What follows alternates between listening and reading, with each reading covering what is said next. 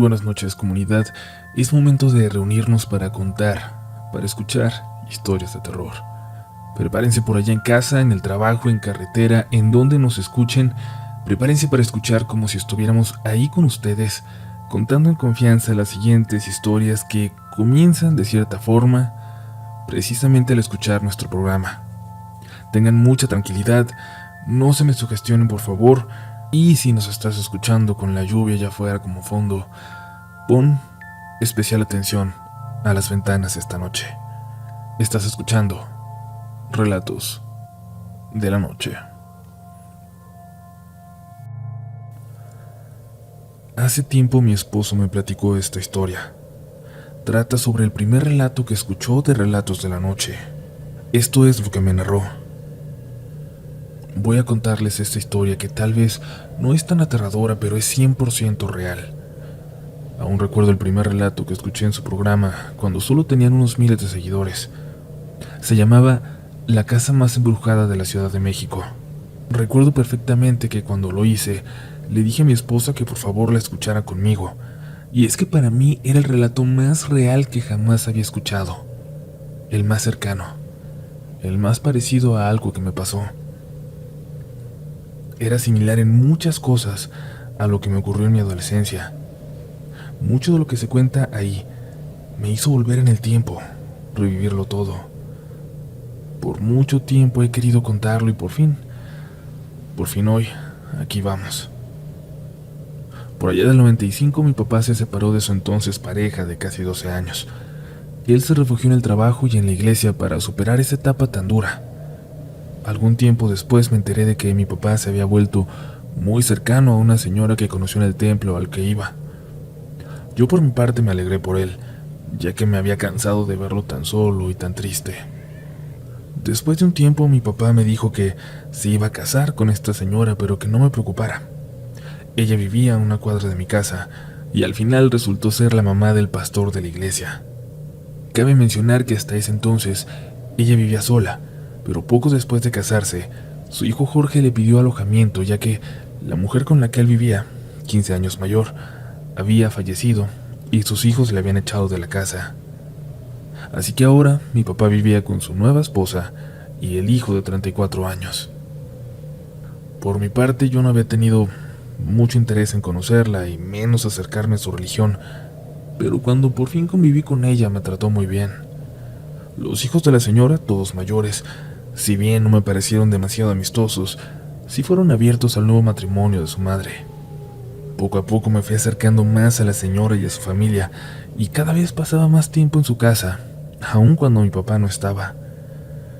La primera vez que supe que algo extraño pasaba ahí en casa de la señora fue una mañana cuando estábamos desayunando, y su hijo Jorge le comenzó a hablar de que nuevamente el diablo había estado jodiendo, por decirlo de forma decente, y que no lo había dejado dormir. Si bien me pareció evidentemente raro, no le di importancia y no pregunté más. Pero tiempo después, mi papá, sin necesidad de preguntarle, de hecho como queriendo desahogarse, me dijo que por la noche el diablo se le había aparecido y que por estar orando hasta la madrugada para expulsarlo, no había podido dormir bien, así que iba a quedarse conmigo en la casa por esa noche para descansar, aunque fuera solo esa noche.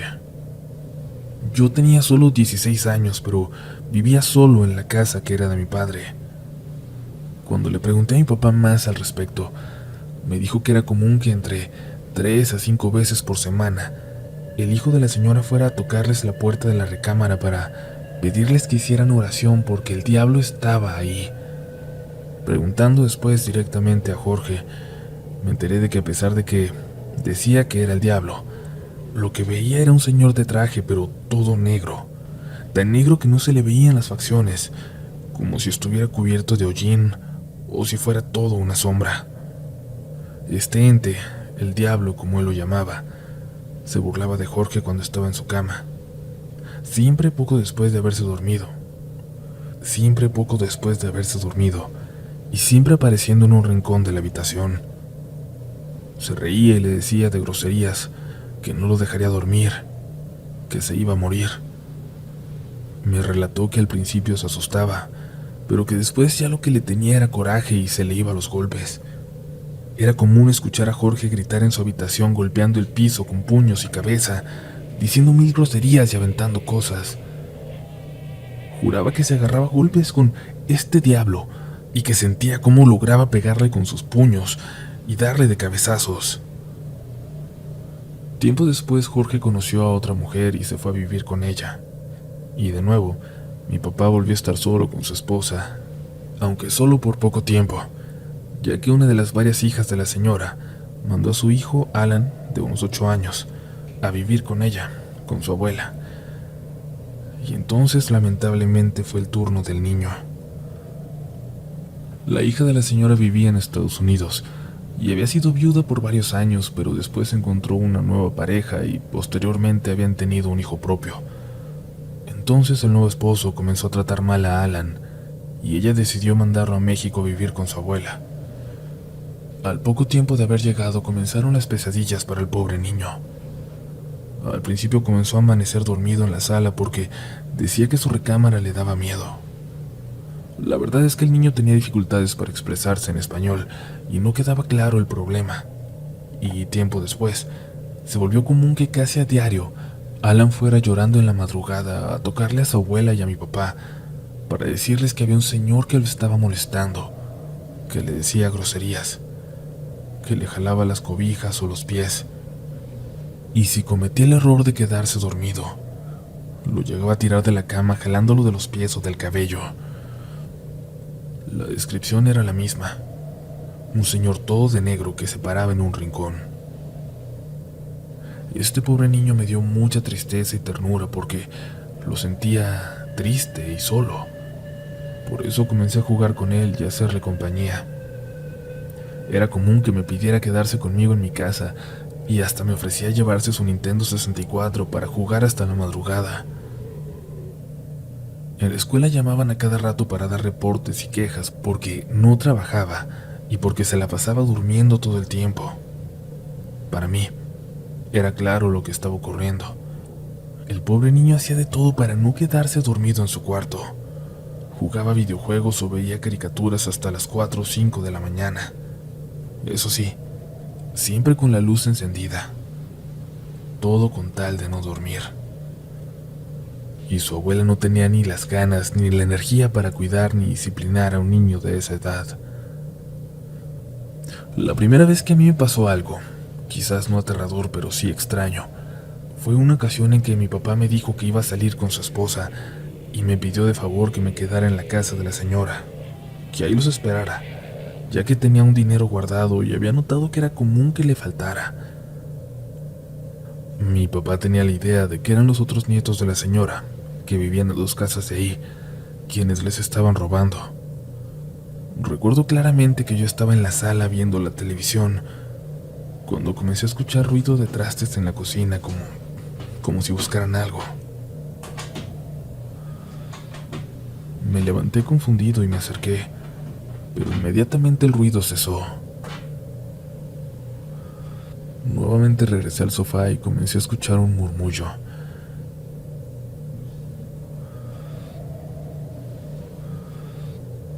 Al principio bajo, después más fuerte.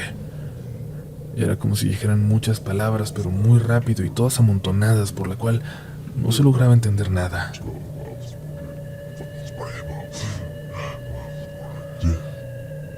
Nuevamente me acerqué a la cocina y estas voces callaron, y así me pasó incluso más veces.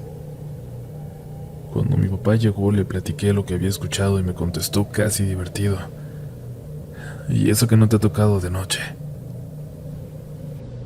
Pero lo más increíble que jamás he visto, que vimos al menos 8 adultos en esa casa, pasó un domingo como a las 2 de la tarde.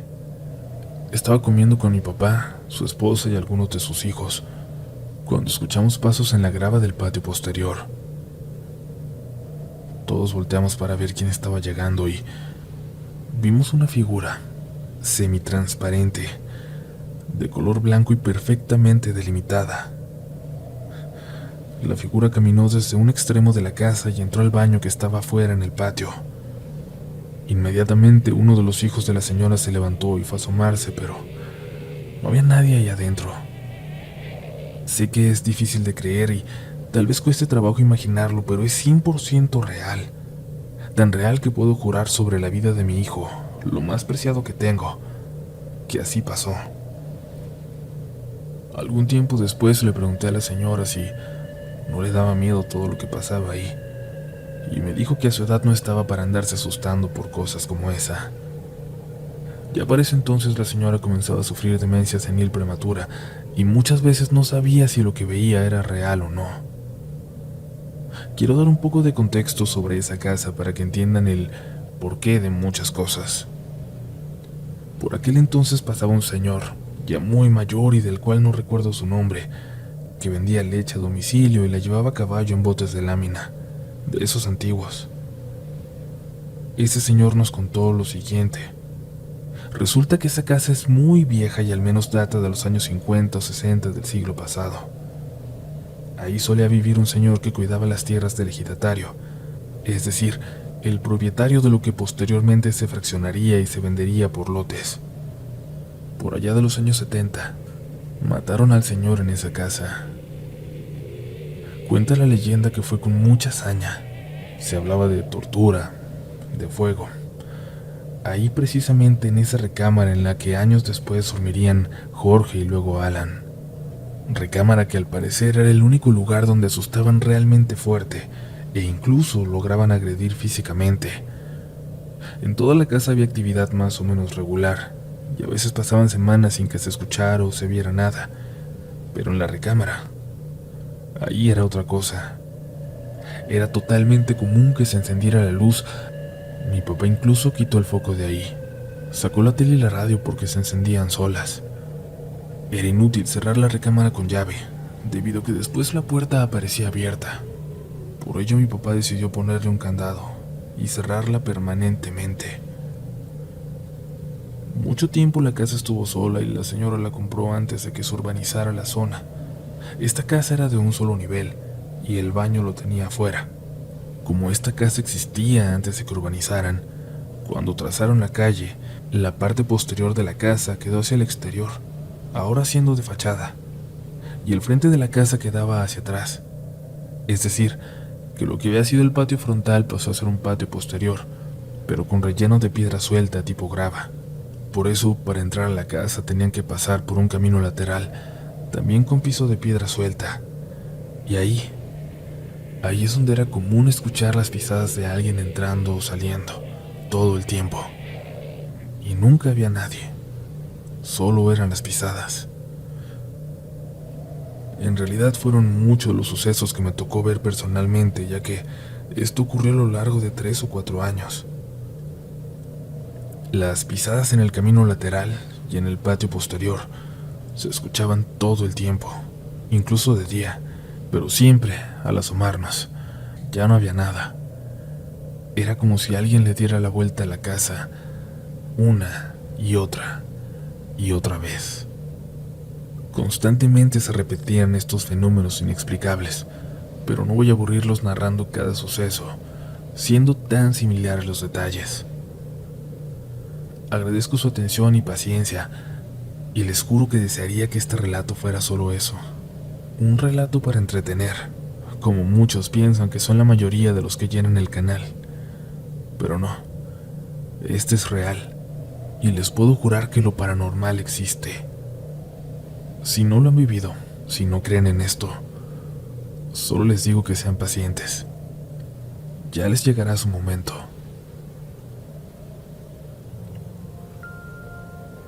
Comunidad, la siguiente historia es muy fuerte, sobre todo porque involucra la experiencia de un pequeño y algo que está viviendo actualmente. Así que les vamos a pedir mucho respeto en los comentarios que se den aquí abajo si nos escuchan en YouTube o en las redes sociales, si nos escuchan a través del podcast. Por favor, mucho respeto. Es muy interesante lo que viene a continuación y yo honestamente creo que necesita opiniones expertas más allá de lo que nosotros podamos aportar. Vamos a la historia y recuerda que estás escuchando Relatos de la Noche. Hola comunidad. Hoy mi hijo me dijo algo muy extraño. Es largo, pero si tienen tiempo a lo mejor me pueden dar una sugerencia. Conocí Relatos de la Noche hace como un mes en el podcast y me gustó tanto que lo escuché de día y de noche hasta que escuché todos los relatos que había ahí. Lo hacía con audífonos mientras me bañaba o cuando mis hijos ya estaban dormidos. Le platiqué a mi hijo de 6 años y le pregunté si no quería escuchar alguno conmigo. Recordé que mi papá me leía historias de terror y me encantaba. Esos momentos los atesoro muchísimo, así que quería compartir algo así, ahora yo con mi hijo. Escuchamos algunos. Seleccioné los que yo creía que no le darían tanto miedo, y de esos él escogió La maldición de la cerda, Escuchamos hablar a los perros y Terror en el mar. Después me dijo: ay mamá, eso no es de miedo. Después, platicando, le conté que cuando era chica yo vi algo que estaba segura que fue un fantasma. Anoche me quedé jugando en la computadora hasta tarde. Subí, me acosté y escuché algo en el techo, justo sobre mí, como un corto. Luego, lo escuché en el cuarto de la tele. Pensé en pararme a desconectarla porque creí que era un cambio en el voltaje, pero tenía mucha flojera y no lo hice. Poco después llegó llorando mi hijo. Me dijo que había tenido un muy mal sueño, que si podía dormirse conmigo. Le dije que sí, y recuerdo que le dije a mi esposo que ya no le iba a poner relatos de la noche al niño, que aún era muy pequeño y lo había asustado. Pero hace unos momentos, justo antes de dormir, me dijo mi hijo: tú a veces vienes en la noche, pero ¿no eres tú? Le dije que sí, que siempre antes de dormir voy a su cuarto y le doy un beso y reviso que esté bien tapado. No, después de eso, en la madrugada. Es como tú, pero diferente, despeinada. Y hace ruidos para molestarme, como el ruido que hace el botón de la luz. Y en las mañanas toca la puerta de la entrada y me dice: déjame entrar. Toca muy despacito para que tú no te despiertes y solo yo la escuche. Lola los ve también, me dijo, refiriéndose a nuestra perra Bulldog. ¿Los? Son varios, le pregunté. Sí, mamá, hay buenos y malos. Hay uno que se parece a Papu, dijo mi niño. Así es como le dice a mi esposo que no es su padre biológico. Está también la que se parece a ti. Hay uno que vive en el closet. Y hay uno que se parece a mí, pero nunca lo he podido ver de frente. Siempre está como agachado. Lola se confunde. Cree que soy yo y se le acerca. Y lo huele. También hay uno que se parece a Pablo, pero es más grande. Ya camina y habla, pero yo no entiendo lo que dice. Pablo es mi hijo de 7 meses. Pero también hay unos buenos, continuó. Esos están abajo. Echan agüita para que los otros se vayan. Uno es de la familia, y está Mía también, dijo en referencia a nuestra perra que murió hace 2 años ya de viejita. Pero, hijo, ¿hace cuánto ves todo esto? Hace mucho, mamá. El del closet se salía y agarraba a nuestro perrito Yoyo antes de que se perdiera, y por molestarlo lo metí en mi juguetero, y Yoyo ya no se podía salir y lloraba. Yo lo sacaba de ahí y lo metí abajo de las cobijas conmigo. Mientras mi hijo me iba relatando todo esto, los ojos se le iban poniendo llorosos. ¿Pero por qué no me habías dicho nada?, le cuestioné. Porque pensé que no me ibas a creer. Pero tú viste un fantasma. Sí existen. Todas las personas de esas historias los han visto. Le pregunté entonces si los había visto en otro lado. Sí, en la casa de mi papá escucho la voz de Papu en la entrada. Chifla y me dice que ya llegó, que le abra la puerta. Me da mucho miedo, por eso siempre duermo con mi papá. El día del cumpleaños de Max, mi amigo de allá de al lado, no pude comer pastel porque Él se llevó el mío. Le dije a Max, pero no me creyó. Me dijo que los fantasmas solo existen en los cuentos. Por eso solo comí hot dog. No podía creer lo que me decía mi hijo. No sé si por hacerlo sentir seguro a él o por sentirme segura yo misma. Lo tomé de la mano. Abrí la puerta y grité: aquí no eres bien recibida. ¿Qué te crees para estarte haciendo pasar por mí? Vuélvete a aparecer y te chingo. Con mis hijos no te vas a meter. Le dije a mi niño: mira, amor, siempre hay que creer en la ciencia. Es posible que cuando despiertas aún estás medio dormido y sigas soñando. A veces la mente nos juega bromas como esta. Pero por si las dudas, si tú ves algo, no tengas miedo. Grítale, dile groserías, aviéntale algo y llámame. Y rezar nunca está de más. Mi hijo toma una terapia para la motricidad fina y gruesa. Le escribí al terapeuta y me dijo que mi hijo era muy inteligente y creativo, que simplemente no hablara más del tema y que él solo lo iba a olvidar. Y total, aquí está al lado de mí, dormido, abrazando su pistola de juguete, y yo sin poder dormir, mientras les escribo esto.